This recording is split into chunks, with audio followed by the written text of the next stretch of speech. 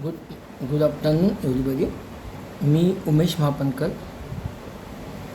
Electronics to I O T, basic electronics to I O T ह्या संदर्भात काही video बनवणार आहे. हे व्हिडिओ मी यूट्यूबवर अपलोड करायचा प्रयत्न करणार आहे. यामध्ये काय सांगणार आहे तर साधं इलेक्ट्रॉनिक्स आताच्या जमान्यात त्याचा योग्य वापर केल्यानंतर, सेमीकंडक्टरचा योग्य वापर केल्यानंतर त्याचा आय ओ टी सारखा ॲडव्हान्स टेक्नॉलॉजीमध्ये उपयोग होतो. साध्या गोष्टी असतात, त्या साध्या गोष्टीत मी एक्सप्लोर करायचा प्रयत्न करत आहे तुमच्यासमोर. मी 20-20 मिनटाची एक व्हिडिओ अपलोड करेन. या व्हिडिओमध्ये तुम्हाला साधा बेसिक इलेक्ट्रॉनिक्स, मूलभूत विद्युत परमाणु यांत्रिकीचा अभ्यास असेल, त्यात मायक्रो कंट्रोलबद्दल अभ्यास असेल, त्यात वेगवेगळ्या प्रकारच्या मशिनरी इलेक्ट्रॉनिक्समध्ये कंट्रोल होणाऱ्या, त्याच्यात बायोमेडिकलचा अभ्यास असेल. अशा विविध प्रकारचा इलेक्ट्रॉनिक्स संदर्भातल्या ज्या उपयोजित इलेक्ट्रॉनिक्स आहेत, अप्लाइड इलेक्ट्रॉनिक्स ज्याला आपण इंग्लिशमध्ये म्हणतो, त्या संदर्भात मी तुम्हाला काही सांगायचा प्रयत्न करणार आहे. शक्यतो मी बोर्ड वर लिहिणार नाही आहे. गरज लागल्यासच वापर केला जाईल. साध्या भाषेत तुम्हाला समजवायचा मी प्रयत्न करणार आहे. मी माझी डॉक्टरेट इलेक्ट्रॉनिक्स अँड टेलिकम्युनिकेशनच्या अनुषंगाने बायोमेडिकल इलेक्ट्रॉनिक्समध्ये ॲप्लिकेशन्ससाठी, इन्स्ट्रुमेंटल ॲप्लिकेशन्समध्ये AI चा वापर करून पूर्ण केलेली आहे. तर त्याचा माझा अभ्यासाचा तुम्हाला उपयोग व्हावा म्हणून हे व्हिडिओ मी बनवत आहे. हा माझा पहिला व्हिडिओ आहे. यात साधा सेमीकंडक्टर इलेक्ट्रॉनिक्समध्ये कसा वापरला जातो, सेमीकंडक्टर म्हणजे काय, आणि त्याचा सेमीकंडक्टर कसे बनवले जातात, आणि त्याच्यानंतर त्याची डिव्हायसेस कसे, म्हणजे वापरण्यात येणारी साधनं कशी बनवली जातात, या संदर्भात मी इथे बोलणार आहे. इलेक्ट्रॉनिक्स तसं काही कठीण नाही आहे. साधी गोष्ट आहे. सिलिकॉन, जर्मेनियम किंवा तत्सम जे मटेरियल आहेत, हे पदार्थ आहेत, ज्याच्यामध्ये रासायनिक शास्त्राच्या पद्धतीने त्याची व्हॅलेन्सी किंवा संयुजा ही 4 असते. 4 असते म्हणजे संयुजा म्हणजे काय तर सर्व मूलद्रव्यांना, एलिमेंट्स ज्याला आपण म्हणतो इंग्लिशमध्ये, त्या एलिमेंट्समध्ये इलेक्ट्रॉनची संख्या असते, आणि त्यातली इलेक्ट्रॉनच्या बाहेरील वेगवेगळ्या कक्षा असतात, आणि कक्षामध्ये इलेक्ट्रॉन बसवलेले असतात. हे इलेक्ट्रॉन जे असतात बसलेले असतात. हे जे इलेक्ट्रॉन असतात त्या इलेक्ट्रॉनच्या बाहेरील कक्षाचे इलेक्ट्रॉनच्या संख्येवरनं त्या इलेमेंटची, त्या मूलद्रव्याची संयुजा, व्हॅलेन्सी काढली जाते. व्हॅलेन्सी किंवा संयुजा, उदाहरणार्थ जर मी आता सेमीकंडक्टरबद्दल बोलतो तर सिलिकॉन नावाचं जर मूलद्रव्य घेतलं, एलिमेंट घेतलं, तर सिलिकॉनचा ॲटॉमिक नंबर, अणुक्रमांक 32 आहे. अणुक्रमांक 14 आहे. जर्मेनियमचा 32 आहे, सिलिकॉनचा 14 आहे. 14 म्हणजे काय, अणुक्रमांक 14 आहे म्हणजे काय तर अणुक्रमांक 14 याचा अर्थ आहे की त्याच्या आतमध्ये नेहमी कशा असते, सगळ्यात आतमध्ये कशा असते, त्यात 2 इलेक्ट्रॉन असतात. त्या बाहेरील कक्षेमध्ये 8 इलेक्ट्रॉन असतात, आणि त्याच्या बाहेरील कक्षेमध्ये 4, म्हणजे 8, 2, 10, 4, 14. तर बाहेरील कक्षेत 4 इलेक्ट्रॉन असतात. आता हे 4 इलेक्ट्रॉन जर अजून 4 इलेक्ट्रॉन म्हणजे दुसरी सिलिकॉन घेतलं, त्या संदर्भात घेतलं, आणि त्याच्यामध्ये जर बंध तयार झाली, बॉन्ड तयार झाले, ते त्या बॉन्डना सहसंयुज बंध किंवा कोव्हॅलंट बॉन्ड असं म्हटलं जातं. या कोव्हॅलंट बॉन्डमुळे किंवा सहसंयुज बंधामुळे त्यामध्ये जी एनर्जी आहे ती कंडक्शनला वापरायला कठीण पडते. त्यासाठी त्याचं जर कंडक्शन जर वाढवायचं असेल किंवा त्याचं रेजिस्टन्स कमी करायचं असेल तर त्या टेम्परेचर वाढवायला, रूम टेम्परेचरला सर्वसाधारणपणे प्युअर इंटेन्सिव सेमीकंडक्टर किंवा प्युअर शुद्ध सेमीकंडक्टर किंवा शुद्ध अर्धवाहक हे कंडक्शनला जात नाही, त्याच्यामध्ये करंट वाहत नाही. वाहत असेल तर फार कमी वाहत असतो. त्यामुळे ते सर्किटमध्ये किंवा एकूण इलेक्ट्रॉनिक्समध्ये त्याला वापर करता येत नाही. आणि म्हणून काय केलं जातं तर ह्या सिलिकॉनमध्ये दुसऱ्या टाईपचे ज्यांची संयुजा कमी किंवा जास्त, चार संयुजा सिलिकॉनची असतात, 4पेक्षा कमी म्हणजे 3 सिलिकॉन असतात किंवा 5 असेल, असे संयुजा असणाऱ्या मूलद्रव्यांची मिश्रण केलं जातं, कंपाऊंड तयार केलं जातं, संयुक्त मिश्रण तयार केलं जातं. आणि त्या मिश्रणामुळे काय होतं की 4 इलेक्ट्रॉन हे सेमीकंडक्टरचे किंवा सिलिकॉनचे असतात आणि 3 इलेक्ट्रॉन जे असतात. समजा मी जर ॲल्युमिनियम नावाचं एलिमेंट मूलद्रव्य जर त्याच्यात मिक्स केलं, ह्या मिक्स करण्याला डोपिंग असं इंग्लिशमध्ये म्हटलं जातं. आणि दुसरं त्याचं डेफिनेशनमध्ये ॲडिशन ऑफ इम्प्युरिटी असं म्हटलं जातं. तर जेव्हा तुम्ही डोप करतो तेव्हा त्याच्यात मी मिसळतो ॲल्युमिनियम, तेव्हा काय होतं, तेव्हा जे बॉन्ड तयार होता मध्ये, त्याच्यामध्ये कसं आहे की 4 इलेक्ट्रॉन असतात सेमीकंडक्टरमध्ये आणि त्यात 3 इलेक्ट्रॉन. एकूण इलेक्ट्रॉन किती असले पाहिजे तर 8 इलेक्ट्रॉन असले पाहिजे. त्यातले 4 इलेक्ट्रॉन जे असतात ते सिलिकॉनचे असतात, 3 इलेक्ट्रॉन हे ॲल्युमिनियमचे.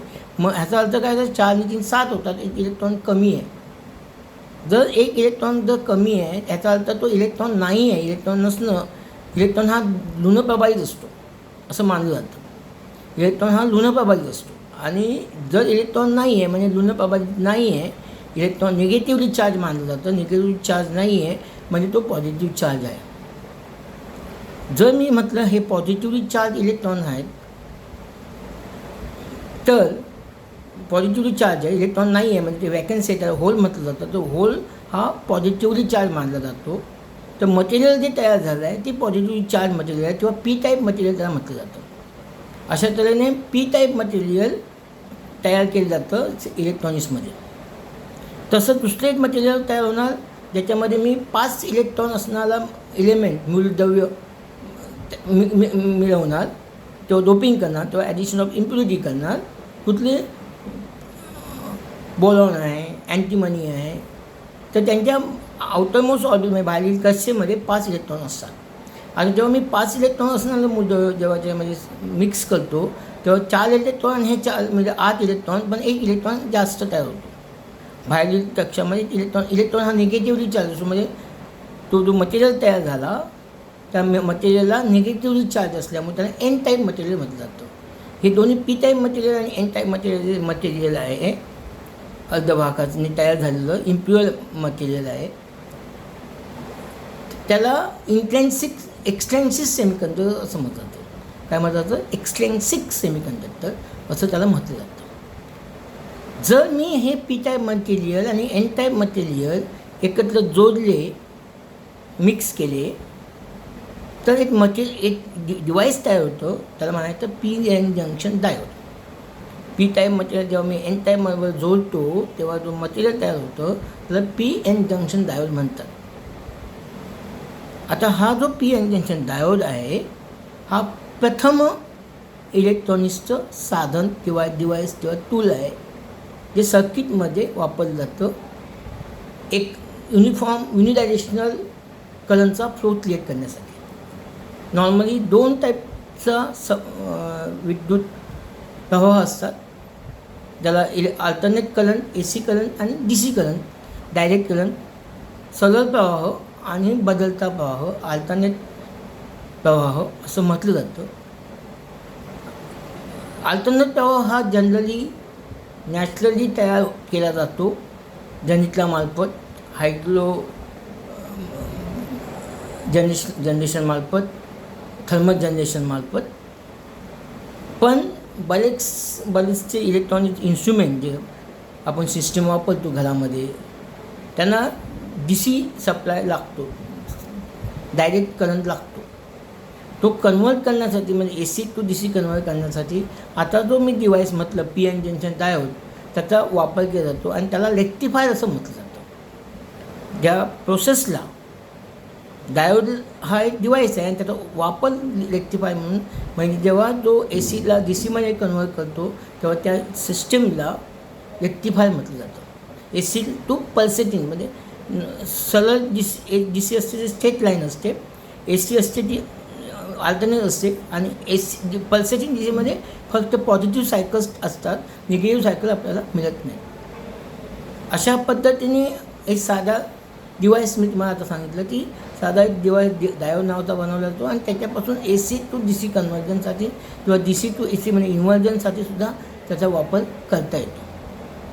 तो हा PN जंक्शन डायोड झाला. डायोडचे विविध प्रकार आहेत ते आपण नंतर बघू शकतो. पण पहिल्यांदा याच्यानंतर नेक्स्ट जो आहे PN जंक्शन डायोड नंतरचा नेक्स्ट डिव्हाइस आहे, तो सुद्धा ह्याच पद्धतीने 2 डायोडचा वापर करून बनवले जातात. म्हणजे ॲनालॉगसली 2 डायोड असतात, ते ॲक्च्युअली नसतात. ॲक्च्युअली 2 डायोडच्या असे मटेरियल जॉईन केले जातात किंवा 2 P टाईप मटेरियलच्यामध्ये एक N टाईप मटेरियल किंवा 2 N टाईपच्या मटेरियलमध्ये 2 N टाईपच्यामध्ये एक P टाईप मटेरियल, अशा सँडविच पॅटर्नने डिव्हाइस बनवलं जातात. त्याला ट्रान्झिस्टर असं म्हणतात. त्याच्यात 2 जंक्शन असतात. जेव्हा दोन मटेरियल मी P टाईपमध्ये N टाईपमध्ये जेव्हा जोडतो तेव्हा जे जॉईन तयार होते, जोडलं जातं, जे जंक्शन तयार होतं त्यालाच जंक्शनला PN जंक्शन असं म्हटलं जातं. जंक्शन असं अशासाठी म्हटलं जातं की P टाईप आणि N टाईप 2 वेगवेगळ्या प्रकारचे मटेरियल एकत्र जोडले जातात आणि म्हणून त्या डिव्हाइसला मी आता म्हटल्याप्रमाणे PN जंक्शन डायोड. पण असंच जर मी समजा 2 P टाईप मटेरियलमध्ये एक N टाईप मटेरियल जोडला तर त्याला म्हणायचं bipolar junction, bi junction 2 junction तयार केले जातात. बायपोलरमध्ये इलेक्ट्रॉनचा फ्लोमध्ये P टाईप मटेरियल असेल तर तिथे इलेक्ट्रॉनचा फ्लो नाही होतो, होलचा फ्लो किंवा पॉझिटिव्ह चार्जचा फ्लो होतो.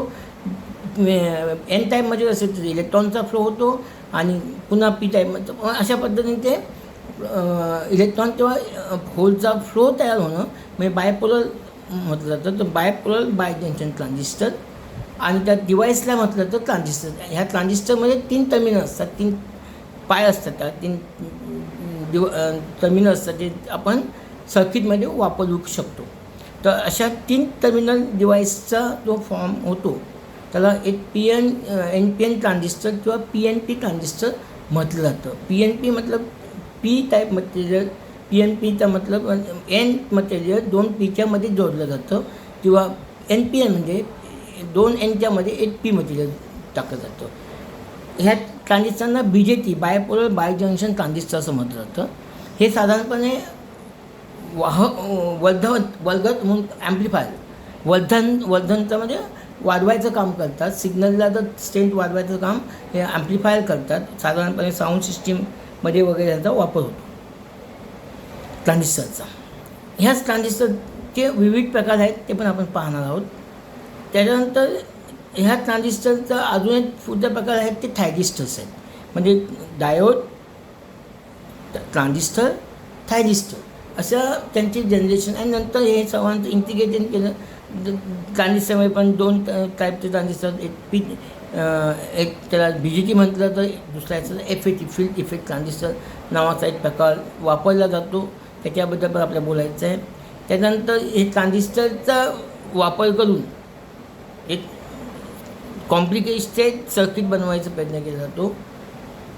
जेणेकरून एक ट्रान्झिस्टर जेव्हा मी सर्किटमध्ये वापरतो, एकटा ट्रान्झिस्टर जेव्हा मी सर्किटमध्ये वापरतो तेव्हा मला विविध घटक त्यासोबत म्हणजे कंपोनंट ज्याला आपण म्हणतो ते जोडावे लागतात. त्याच्याऐवजी जर हे सर्व सेमीकंडक्टरमध्येच बसवले तर त्याला म्हणतात इंटिग्रेटेड सर्किट्स. ज्याच्यामध्ये विविध कंपोनंट मी मटेरियल आता मी सांगितलं ट्रान्झिस्टर, डायोड, त्याच्याशिवाय पॅसिव्ह कंपोनंट पण आहेत, ॲक्टिव्ह कंपोनंट पण आहेत. त्याच्याबद्दल मी एका व्हिडिओमध्ये बोलणार आहे पुढे पॅसिव्ह म्हणजे काय, ॲक्टिव्ह म्हणजे काय, हे सर्व कंपोनंटबद्दल मी पुढे. तर अशा तऱ्हेने कंपोनंट एकत्र आणून त्याला इंटिग्रेटेड सर्किट ज्याला ऑपरेशनल ॲम्प्लिफायर किंवा डिजिटलमध्ये पण गेट सर्किट्स बनवले जातात. म्हणजे हा त्याच्यानंतर त्याच्यानंतर त्याच्या पुढचा स्टेप जे आहे त्याच्यात मायक्रो कंट्रोल नावाचे डिव्हायसेस बनवले जातात. मायक्रो कंट्रोलचा अर्थ आहे जो स्मार्ट म्हणून ते तुमचं काम करतो, त्याच्यामध्ये तुमच्याला कंट्रोल पूर्ण प्रोसेस जी आहे इलेक्ट्रॉनिक्सची ती तुम्ही मायक्रो कंट्रोलद्वारे कंट्रोल आपल्या मेंदूच्या कामाप्रमाणे त्याचं काम चालतं. जसं मेंदू आपलं काम करतो कंट्रोल करण्याचं आपल्या बॉडीच्या विविध घटकांना जसं प्रयत्न करतो, तसंच मायक्रो कंट्रोल नावाचा एक प्रकार आहे इलेक्ट्रॉनिक्समध्ये, तो हे काम करत असतो. आता म्हणून ह्या डिव्हाइसबद्दल तुम्हाला मी प्रत्येक वेळी आता सांगणार. तर आता डायोडचा वापर तुम्हाला मी सांगितला. डायोडचा वापर रेक्टिफायर, तर डायोडचे प्रकारपर्यंत आपण बघायला पाहिजे. डायोडचे प्रकार बरेच डायोडचे प्रकार आहेत. LED नावाचा एक प्रकार असतो, फोटो डायोड नावाचा प्रकार असतो, टनेल डायोड नावाचा प्रकार असतो. LED म्हणजे काय, लाईट इमिटिंग डायोड. आता तुम्हाला माहिती आहे की बऱ्याच ठिकाणी मी हे साधारण बेसिक तुम्हाला चांगलं सुचलो आहे, कारण ते तुम्ही पाहिलेलं पण आहे बऱ्याच ठिकाणी. डेकोरेशनमध्ये लाईटमध्ये आत्ता जे पूर्वी जे बल्ब वापरले आहेत काचेचे, त्याच्याऐवजी आता डिव्हायसेस वापरले जातात. त्याला आपण LED बल्ब म्हणतो, लाईट इमिटिंग डायोड. आपल्या ट्यूबलाईट ज्या आहेत त्याच्या बदल्यात पण आता LED बल्ब आलेले आहेत. तर ते सुद्धा विविध सेमीकंडक्टरने अर्धवाहकाने बनवले जातात. त्याच्यानंतर LED नंतरचा जो भाग आहे, LED लाईट इमिटिंग डायोड नंतरचा जो मी भाग बोलतो आहे तो आहे फोटो डायोड. जो आपल्याला तुम्हाला माहिती असेल की आपला रिमोट कंट्रोल TV चा जर तुम्ही पाहिला तर त्या TVच्या रिमोट कंट्रोलमध्ये आपण इथून लाईट पास करतो आणि रिसिव्हिंगला जर लाईट घेतली जाते ती आपण ज्या पद्धतीने आपलं व्हॅल्यूम कंट्रोल आहे तर तो रिसिव्हर म्हणजे लाईट रिसिव्ह केला जातो. तुम्ही ऑटोमॅटिक स्ट्रीट लाईट बघितली असेल, रस्त्यावर जर लाईट जर पाहिली तर ऑटोमॅटिकली संध्याकाळी 7 काळोखानंतर आपोआप लाईट चालू होतात. हे सर्व जे प्रकार आहेत ते फोटो डायोड नावाचा एक सेमीकंडक्टरचा डायोड बनवला जातो. त्यानंतर टनेल डायोड म्हणून आहे, नंतर शॉटकी डायोड आहे, नंतर झिनर डायोड हा एक महत्त्वाचा अंग आहे आपल्या इलेक्ट्रॉनिक्सचा. सर्वसाधारणपणे मी आता तुम्हाला रेक्टिफायर बोलतो. रेक्टिफायर काय करतो, constant AC to pulsating DC, म्हणजे DC बनते पण ती स्ट्रेट लाईन नाही, एकदम स्ट्रेट लाईन. जर बॅटरी जर DC जर तुम्ही मोजली, बॅटरी आपल्या बॅटऱ्या ज्या असतात पेन्सिल सेलवर किंवा काय, तर त्याची DC जी असते सरळ असते, स्ट्रेट लाईन. आउटपुट व्होल्टेज बघितलं तर स्ट्रेट लाईन असते. पण त्याच्याऐवजी जर मला विविध व्होल्टेज पाहिजे असतील, DC प्युअर DC हवे असेल तर मला प्रोसेस करावं लागते. मला AC टू DC बनवायचं म्हणजे रेक्टिफायर करावं लागतं. आणि त्याच्यानंतर त्याच्यामधला तो ACचा भाग आहे, तो पल्सेटिंग आहे, अनवॉन्टेड आहे, तो मला काढायचा आहे. तो काढण्यासाठी मला AC टू DC कन्व्हर्जन करावं लागतं. तर त्यासाठी मला झिनर डायोड AC टू DC करण्यासाठी मला फिल्टर वापरायचं होतं. तर कॅपॅसिटर नावाचा डिव्हाइस आहे. मी पॅसिव्ह डिव्हाइस जेव्हा बोलेन तेव्हा कॅपॅसिटरबद्दल बोलेन. तर कॅपॅसिटर नावाचा एक डिव्हाइस वापरला जातो. ते हे AC टू प्युअर DC बनवतात. पण प्युअर DC पण जसं इनपुट व्होल्टेज बदललं, म्हणजे आपल्याला ते माहिती आहे की MSCB जे सप्लाय आपल्याजवळ येतो तोच कॉन्स्टंट नसतो. तो बऱ्याच वेळेला वर खाली अनस्टॅबिलाइज म्हणतो आपण त्याला. त्याचे स्टॅबिलायझर लावले जातात, तो अनस्टॅबिलाइज असतो. तर अनस्टॅबिलाइज सप्लायला स्टॅबिलाइज करण्यासाठी आपल्याला आउटपुट जे आहे ते स्टॅबिलाइज किंवा कॉन्स्टंट करण्यासाठी एक डायोडचा वापर केला जातो, त्याला म्हणतात झिनर डायोड. तर झिनर डायोडचं पण कन्स्ट्रक्शनबद्दल मी पुढे बोलेन. तर हा आता मेन काय आहे की आपला जो सप्लाय आहे, जो सर्वसाधारणपणे सर्व इलेक्ट्रॉनिक डिव्हाइसेसमध्ये एनर्जी देण्यासाठी वापरले जातात, त्याच्याबद्दल मी आता सांगतो आहे. तर हे कॉन्स्टंट देण्याचं रेग्युलेशन म्हणतात. तर मी आपल्या डायोडचा वापर करून मी रेक्टिफाय करतो, AC टू DC करतो. AC टू DC नंतर तोच व्होल्टेज मी कॉन्स्टंट करण्यासाठी फिल्टर म्हणजे AC त्यातला AC कंपोनंट काढून जाण्यासाठी मी कॅपॅसिटर फिल्टर वापरतो आणि त्यात DC कन्वर्ट करण्यासाठी रेग्युलेटर वापरतो. अशा तऱ्हेने मी साधारणपणे सेमीकंडक्टरचा एक साधासा उपयोग तुम्हाला सांगितला. बरेच उपयोग सांगेल म्हणून मी म्हटलं की मी बेसिक इलेक्ट्रॉनिक टू IoT ह्या पाठप्रमाणे जाणार आहे. व्हिडिओ जर तुम्हाला आवडला असेल तर सबस्क्राईब करा, लाईक करा, जे काही करायचं तुम्ही करू शकता आणि कॉमेंट करू शकता. थँक्यू. म्हणजे आपलं आभारी आहे. जय हिंद.